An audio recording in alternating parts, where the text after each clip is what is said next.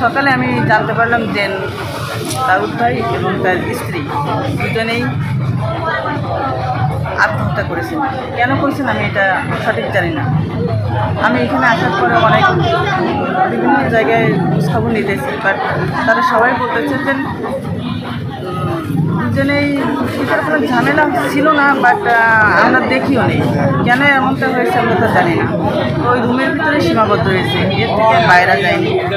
তো দাউদ ভাই জীবিত ছিলেন, এই অবস্থা তাকে বাগেরহাট নিয়ে যাওয়া হয়।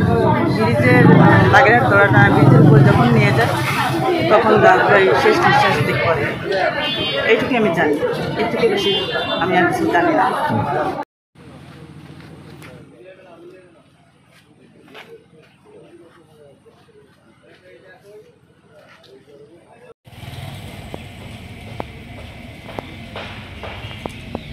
নগদের কাছে সব গ্রাহকই প্রিয়, তাই তো সারা দেশে ক্যাশ আউট চার্জ সবচেয়ে কম।